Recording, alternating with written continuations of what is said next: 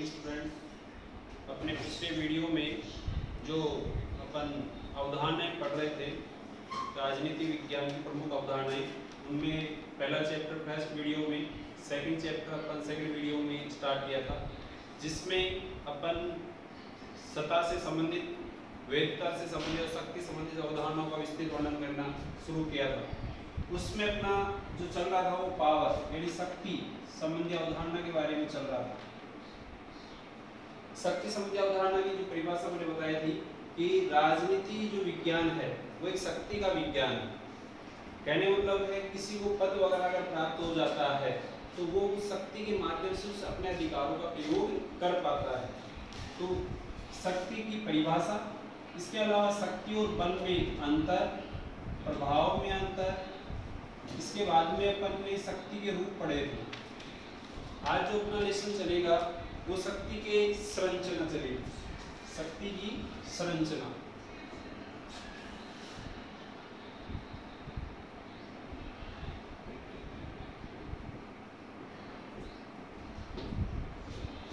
परंपरागत रूप से समाज में कई तरह की ये वर्ग विशेष के आधार पर संरचनाएं बनी हुई है, जिनका आज भी समाज में कुछ प्रभुत्व है।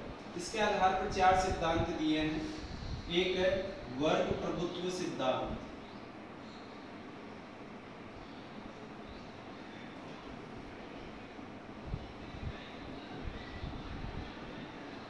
दूसरा है विशिष्ट वर्गीय सिद्धांत,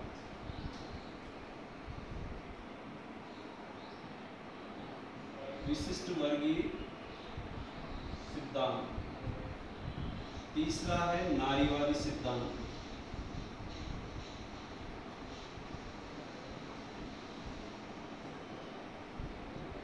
चौथा है बहुलवादी सिद्धांत।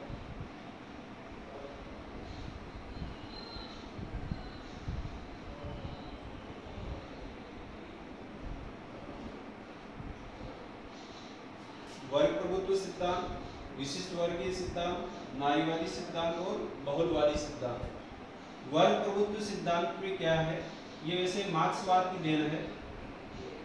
इसकी देन है मार्क्सवाद।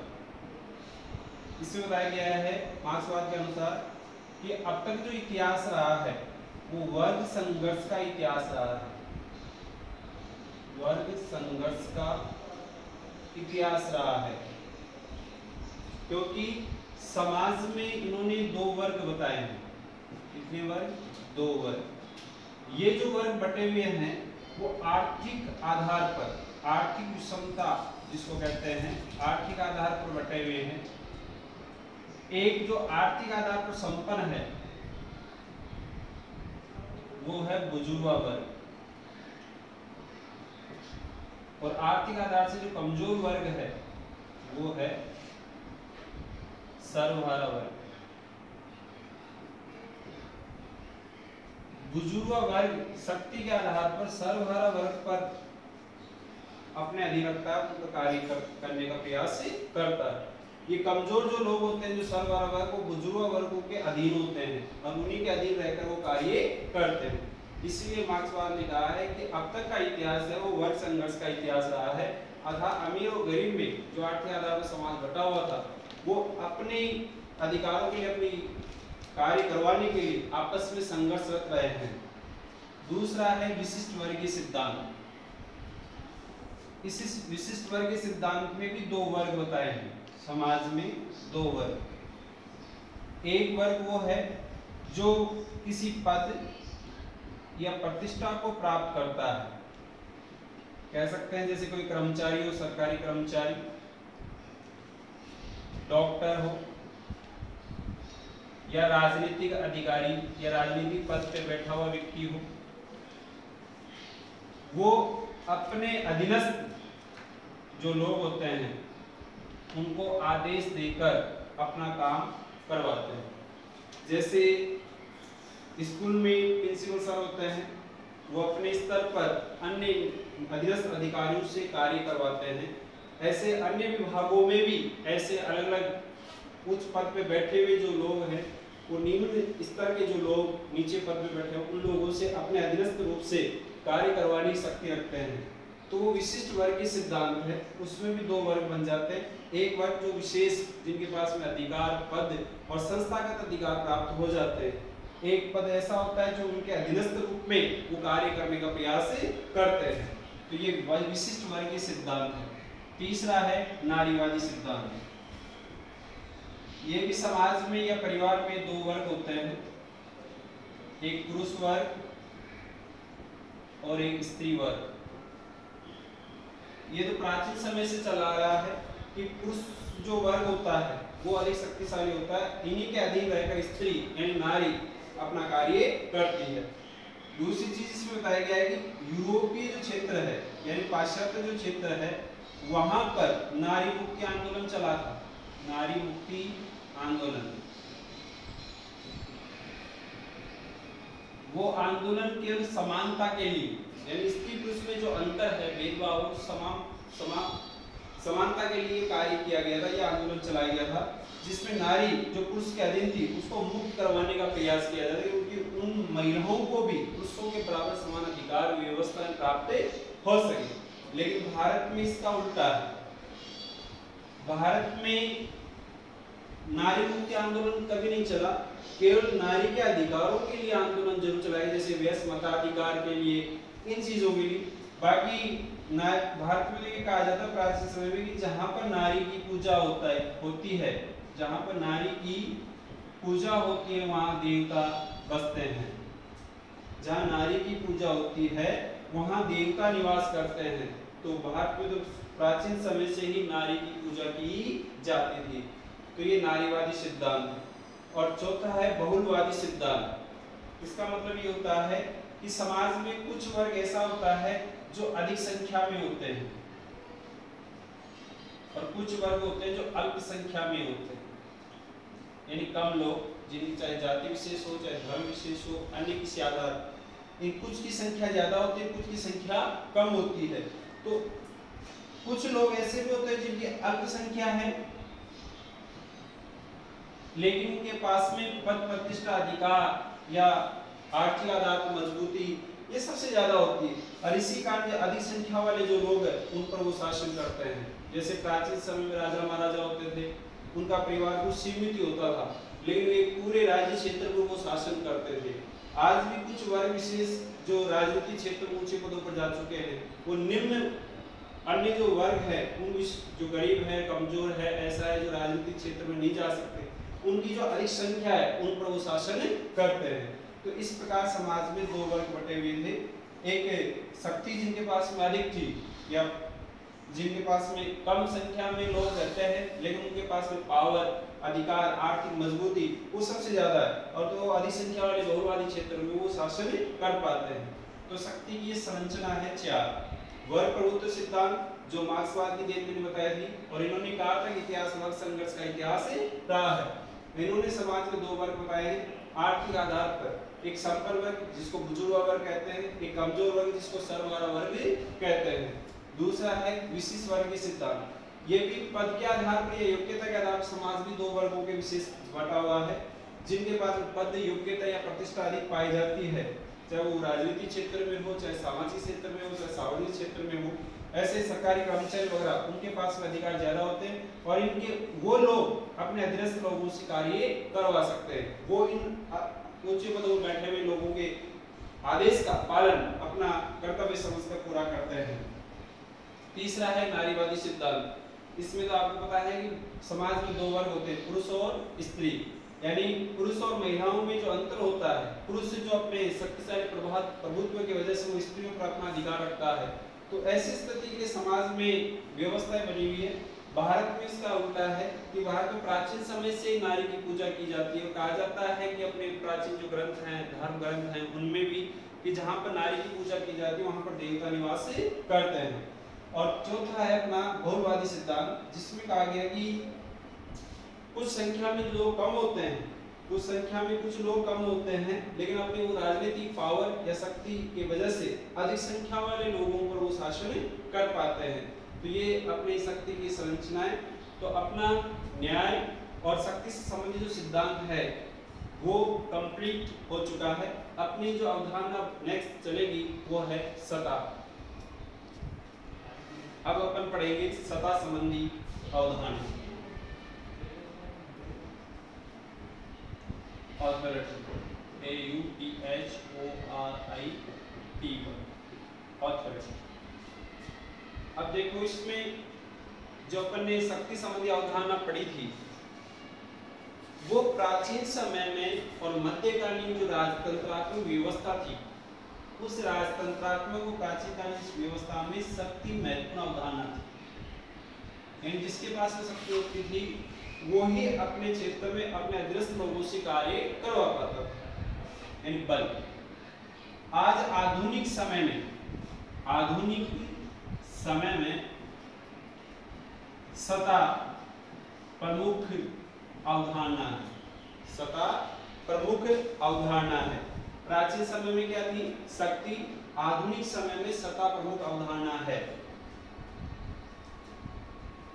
सत्ता शक्ति प्लस वेदता।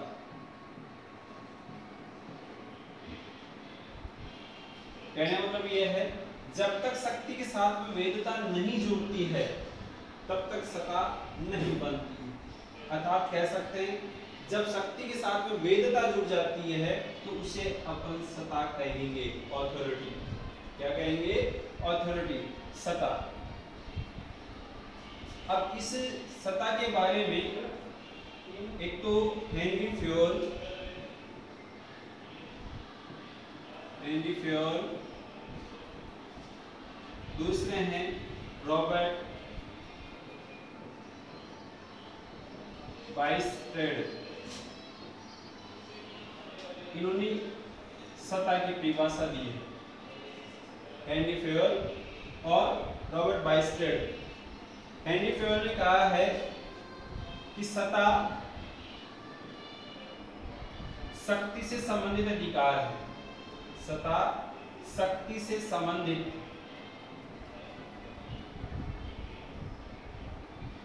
अधिकार व पालन करवाने की शक्ति है।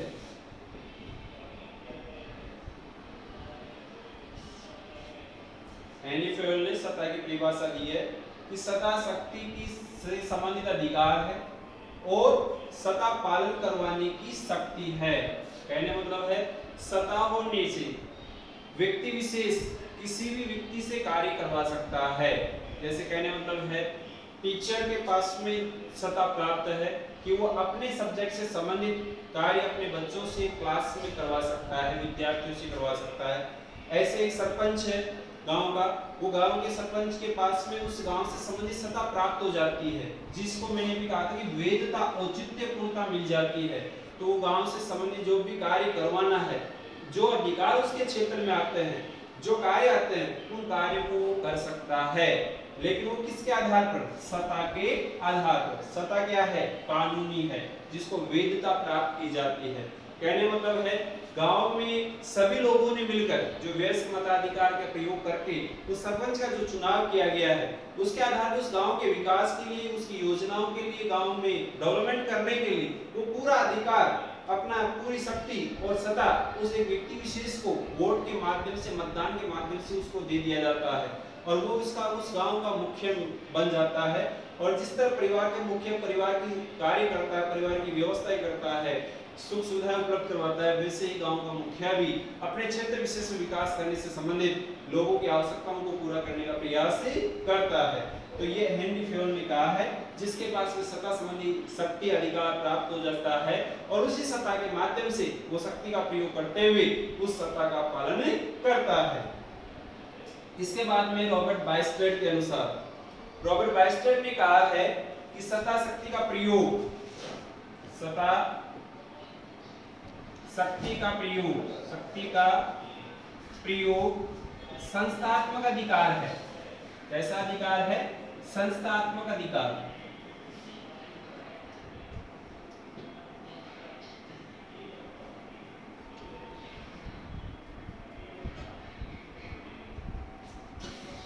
सत्ता शक्ति का प्रयोग संस्थात्मक अधिकार है। कहने मतलब है जो सत्ता से संबंधित जो अधिकार है, वो जो शक्ति है, उसको संस्थात्मक अधिकार कहा है। कैसा अधिकार कहा है? संस्थात्मक। जैसे कहने मतलब मैंने अभी कहा था कि टीचर होता है तो विद्यालय संबंधी संस्था के द्वारा वो अधिकार उसको प्राप्त होता है, वो शक्ति, वो सत्ता मिलती है कि वो अपने सब्जेक्ट, अपने पद का कार्य कर पाता है। ऐसे जैसे गांव का सरपंच है या एमएलए है या प्रधानमंत्री है, अन्य कोई व्यक्ति विशेष है, उनको भी जो एक संस्थात्मक तरीके से जो अधिकार प्राप्त हो जाता है, उस अधिकार को वो अपने सीमा क्षेत्र में रहकर उस अधिकार का वो प्रयोग करता है, और वो क्या है? सत्ता संबंधी प्रयोग, यानी संस्थात्मक अधिकार। तो ये शक्ति से संबंधित परिभाषा और इसका अर्थ दोबारा बता रहा हूं। सत्ता जो संबंधी शक्ति है, यानी जब तक शक्ति को वेदता के साथ में नहीं जोड़ा जाता है तब तक सत्ता नहीं कहलाती है। और आधुनिक समय में सत्ता एक प्रमुख अवधारणा थी, प्राचीन समय में शक्ति एक अवधारणा थी जिसमें राजतंत्रात्मक व्यवस्था कहते हैं। कहने मतलब यह है कि जैसे जिसके पास में पहले प्राचीन समय में बल होता था तो लोग उसके बल या शक्ति की वजह से डरकर उसके आज्ञा का पालन करते थे, लेकिन वर्तमान में ऐसा नहीं है। वर्तमान में लोग सत्ता के माध्यम से जिस व्यक्ति के पास में अधिकार होता है उसी के अधीनस्थ रहकर वो कार्य करते हैं। जैसे कहने मतलब है पुलिस वाले हैं, यातायात पुलिस वाले कर्मचारी होते हैं, अपन चलते हैं तो जैसे वो आपको रोक लेते हैं या बत्ती पे रोक लेते हैं तो पूछते हैं तो अपन रुक जाते हैं। रुकने का मतलब क्या है? क्योंकि उस पुलिस वाले के पास में, यातायात पुलिस वाले के पास में वो सत्ता है कि वो आपसे आपके लाइसेंस के बारे में, आपके जाने आने के बारे में वो पूछ सकता है। तो इसका मतलब वो सत्ता है, वो बल नहीं है, वो शक्ति नहीं है, वो सत्ता है जिसके माध्यम से अपन रुककर उनको पूरी बातें जानकारी देते हैं। तो वो क्या है? सत्ता। क्यों? क्योंकि वो वेदता के साथ में जुड़ जाती है। वो शक्ति इसके साथ में जुड़ जाती है, वेदता, अथवा वो कानूनी हो जाती है, औचित्यपूर्ण उसको प्राप्त हो जाती है। तो इसको क्या कहा गया है? सत्ता। इसकी मैंने दो परिभाषाएं बताई है, हेनरी फेयोल और रॉबर्ट बाइस्टेड। हेनरी फेयोल ने कहा कि सत्ता शक्ति संबंधी अधिकार है और पालन करवाने की शक्ति है, और रॉबर्ट बाइस्टेड ने कहा कि सत्ता शक्ति का प्रयोग एक संस्थात्मक अधिकार है। इसके बाद में है सत्ता पालन करने के आधार। सत्ता, ये जो अपन ने सत्ता संबंधी जो स्टार्ट किया है और इसमें अपने शक्ति की संरचना जो इस वीडियो में पढ़ी है, अब जो अपना नेक्स्ट वीडियो होगा उसमें सत्ता के आधार, सत्ता के प्रकार, उनके बारे में पढ़ेंगे।